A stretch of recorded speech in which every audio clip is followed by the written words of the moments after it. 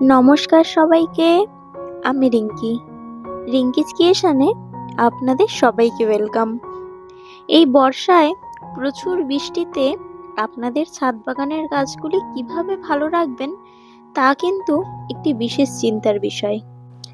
বর্ষাকাল বাগানীদের জন্য একদিকে আশীর্বাদ আর একদিকে চ্যালেঞ্জ, বিশেষ করে আনার গাছের জন্য। অতিরিক্ত জল, গাছের গোড়া পচা, পাতা ঝরে যাওয়া, এমনকি ফল নষ্ট হয়ে যাওয়া, এসব সমস্যা অতি বর্ষায় প্রায় দেখা যায়।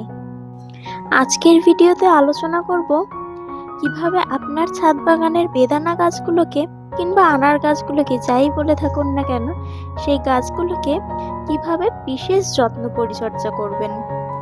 বিশেষ করে যে সকল গাছে ফল ধরে আছে সেই সকল গাছগুলোকে আমরা এই বর্ষায় কিভাবে যত্ন করব তা সম্পূর্ণ আলোচনা করব এই ভিডিওতে। এবং সারা বর্ষা জুড়ে গাছের যেন কোনো সমস্যা না হয় তারও কিছু বিশেষ টিপস আমি আপনাদের সঙ্গে আজকে শেয়ার করব। তো ভিডিওটি শেষ পর্যন্ত দেখতে থাকুন, আশা করছি ভালো লাগবে। এবং রিঙ্কিজ ক্রিয়েশনে যদি প্রথম ভিডিও দেখে থাকেন তাহলে অবশ্যই চ্যানেলটিকে সাবস্ক্রাইব করে আমার পাশে থাকবেন। তাহলে চলুন ভিডিওটি শুরু করি।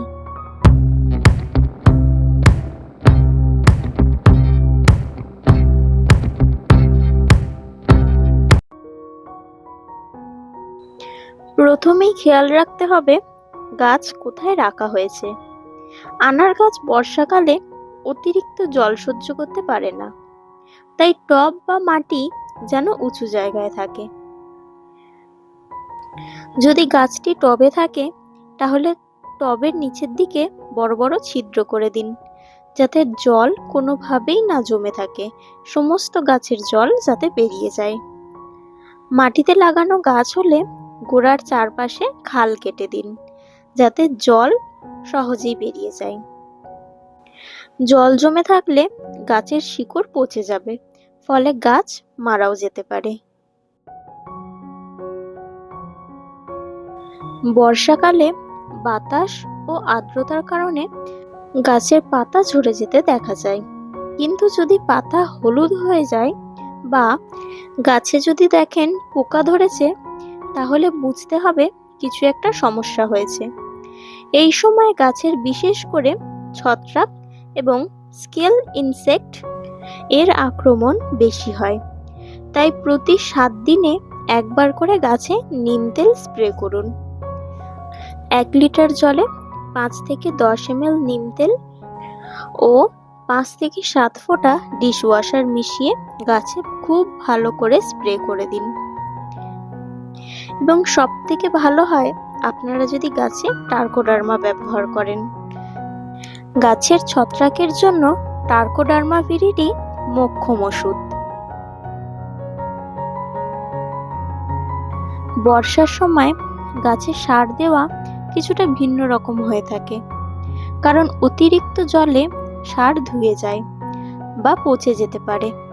তাই বর্ষায় ব্যবহার করুন তরল জৈব সার। যদি রাসায়নিক সার ব্যবহার করতে চান তবে ব্যবহার করুন কম্পোস্ট, সিঙ্গেল সুপার ফসফেট এবং অল্প পরিমাণে এনপিকে 10-26-26। সার দেওয়ার পর অবশ্যই খেয়াল রাখবেন যেন জল না জমে।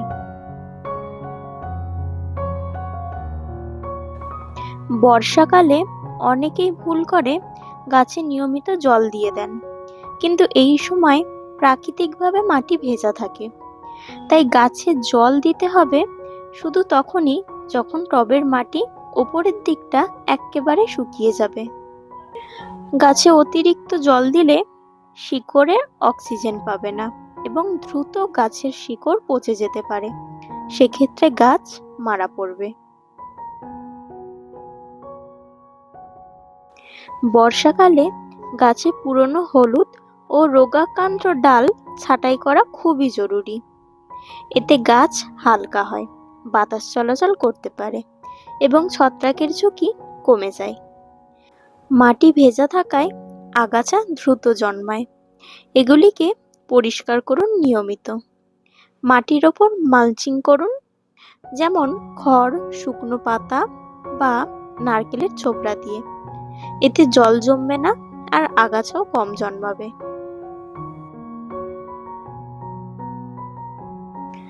বর্ষাকালে অনেক সময় দেখা যায় গাছে ফুল আসলেও ঝরে যাচ্ছে, কারণ অতিরিক্ত জল ও পুষ্টির অভাব।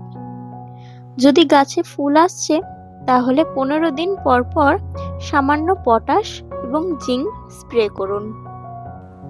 ফলের যেন বেশি ভারে গাছের ডাল ঝরে না যায়, তার জন্য গাছকে শক্ত রাখতে হবে। চাহিদা মতন জল ও পুষ্টি দিলে ফলও রক্ষা পাবে। অতি বর্ষায় গাছ বাঁচিয়ে রাখতে হলে নিয়মিত নজরদারি অবশ্যই করতে হবে। পরিষ্কার পরিচ্ছন্নতা, জল নিষ্কাশন এবং সঠিক যত্ন খুব জরুরি।